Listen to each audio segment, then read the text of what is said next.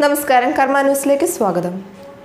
കേരളത്തിന് എന്തുമാകാം, എന്നാൽ ഇന്ത്യൻ അതിർത്തിയിൽ തീവ്രവാദികളുമായി ഇന്ത്യൻ സൈന്യം ഏറ്റുമുട്ടിയാൽ അപ്പോൾ CPM സംസ്ഥാന സെക്രട്ടറി കോടിയേരി ബാലകൃഷ്ണൻ പറയും പാകിസ്ഥാനുമായി സമാധാന ചർച്ച നടത്താമെന്ന്.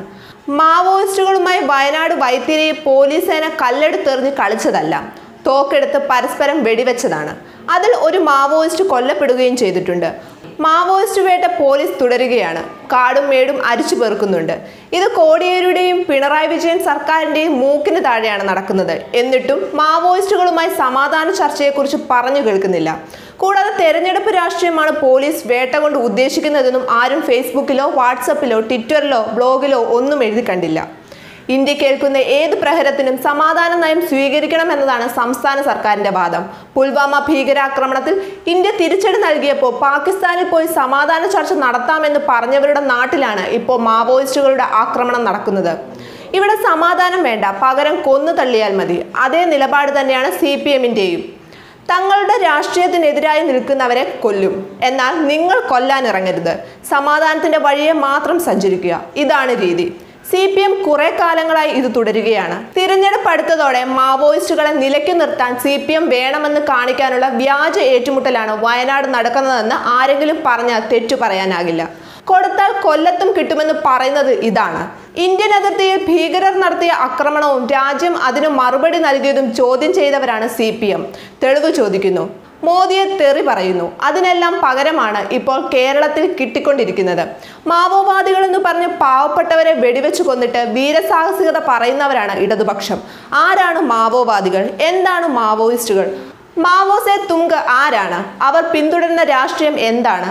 തീവ്ര കമ്മ്യൂണിസം. അതുമാത്രമാണ് അവർ ചെയ്യുന്ന കാര്യം. കമ്മ്യൂണിസ്റ്റുകാരെ കമ്മ്യൂണിസ്റ്റ് ഭരണകൂടം തന്നെ വെടിവെച്ച് കൊല്ലുന്നു. നല്ല കഥയാണ് നടക്കുന്നത്. അവർ എതിർക്കുന്നത് സമൂഹത്തിലെ ഉച്ചനീചിത്വങ്ങളെയും പോലീസ് അക്രമങ്ങളെയും ധനികരെയുമാണ്.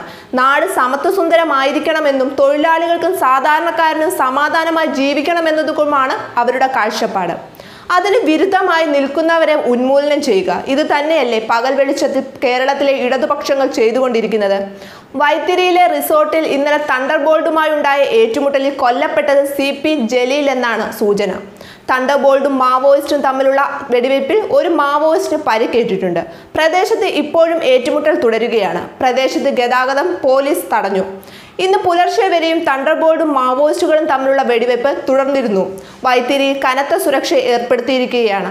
മാവോയിസ്റ്റുകളിൽ ചില പ്രദേശത്ത് തന്നെ ഉണ്ടെന്ന നിഗമനവും പോലീസിനുണ്ട്.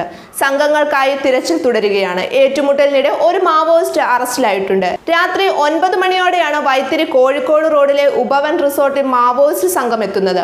പണം ആവശ്യപ്പെട്ടെത്തിയ മാവോയിസ്റ്റുകൾ 15 മിനിറ്റോളം റിസോർട്ടിൽ തുടർന്നു. നാട്ടുകാർ വിവരം അറിയിച്ചതിനെ തുടർന്നാണ് റിസോർട്ടിലെത്തിയ പോലീസ് സംഘത്തിന് നേരെ മാവോയിസ്റ്റുകൾ നിറയൊഴിക്കുകയായിരുന്നു. തുടർന്ന് പോലീസും തിരികെ വെടിയുതിർക്കുകയും റിസോർട്ടിലുണ്ടായിരുന്നവരെ പുറത്തെത്തിക്കുകയും ചെയ്തു. തണ്ടർബോൾട്ടും മാവോയിസ്റ്റുകളും തമ്മിൽ പലതവണ വെടിവെപ്പുണ്ടായി. തുടർന്ന് സ്ഥലത്തെത്തിയ തണ്ടർബോൾട്ട് സംഘവും മാവോയിസ്റ്റുകളുമായി ഏറ്റുമുട്ടൽ നടത്തി. ഇതിൽ ഗുരുതരമായ പരിക്കേറ്റ മാവോയിസ്റ്റ് മുരുകേശൻ കൊല്ലപ്പെട്ടതായി സ്ഥിരീകരിക്കാത്ത റിപ്പോർട്ടുകളുണ്ട്. കഴിഞ്ഞ ഏതാനും ദിവസങ്ങളായി മാവോയിസ്റ്റുകൾ പ്രദേശത്ത് വന്നു പോയിരുന്നതായി നാട്ടുകാർ പറയുന്നു. ഇന്ത്യൻ കമ്മ്യൂണിസ്റ്റ് പ്രസ്ഥാനത്തിലെ ചൈന സോവിയറ്റ് പിളർപ്പിന് ശേഷം ഉരുത്തിരിഞ്ഞ തീവ്ര കമ്മ്യൂണിസ്റ്റ് ഗ്രൂപ്പുകളെ പൊതുവായി വിളിക്കുന്ന പേരായിരുന്നു നക്സലേറ്റുകൾ അല്ലെങ്കിൽ നക്സലുകൾ. പ്രത്യയശാസ്ത്രപരമായി അവർ മാവോയിസമാണ് പിന്തുടരുന്നത്. ആന്ധ്രാപ്രദേശ്, ഛത്തീസ്ഗഡ്, ബീഹാർ, മധ്യപ്രദേശ് തുടങ്ങിയ പ്രദേശങ്ങളിൽ പ്രവർത്തനം വ്യാപിപ്പിച്ച ശേഷമാണ് നക്സലൈറ്റുകൾ കേരളവും തമിഴ്നാടും ലക്ഷ്യമാക്കി പ്രവർത്തനം നടത്തിവരുന്നത്. കേരളത്തിൽ തൃശൂർ, വയനാട്, പാലക്കാട് എന്നീ ജില്ലകളിലെ ഉൾപ്രദേശങ്ങൾ കേന്ദ്രീകരിച്ചാണ് മാവോയിസ്റ്റുകൾ പൊതുവെ പ്രവർത്തനം നടത്തുന്നത്. കേരളത്തിലെ സാമൂഹ്യ സാഹചര്യങ്ങളിൽ അതൃപ്തിയുള്ള യുവാക്കളെ കണ്ടുപിടിച്ച് പ്രവർത്തനം വ്യാപിപ്പിക്കൽ തന്നെയായിരുന്നു അവരുടെ ലക്ഷ്യം. ചെറിയ സംഘങ്ങളായി തിരിഞ്ഞ ആദിവാസി ഊരുകളിൽ ഇവർ ക്ലാസുകൾ സംഘടിപ്പിക്കുന്നുണ്ട്. പോലീസിന് പെട്ടെന്ന് ഇത്തരം പ്രദേശങ്ങളിൽ എത്തിപ്പെടാൻ കഴിയാത്തത് ഇവരുടെ പ്രവർത്തനങ്ങൾ സുഗമമാക്കുന്നു.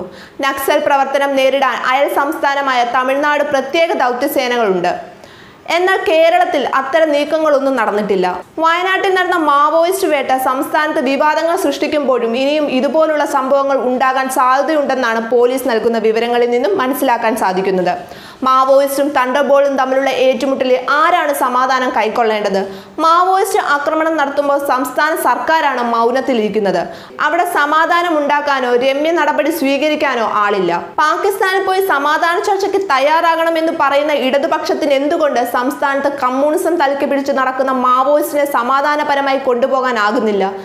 ഇന്ത്യ എന്ന പെറ്റമ്മയ്ക്ക് ഏറ്റ അടിക്ക് തിരിച്ചടി നൽകിയതിനെ അത് രാഷ്ട്രീയവൽക്കരിക്കാനും രാജ്യവിരുദ്ധ പരാമർശം നടത്താനും മാത്രമേ സംസ്ഥാന സർക്കാരിന് കഴിയൂ. ന്യൂസ് ഡെസ്ക് കർമ്മ ന്യൂസ്.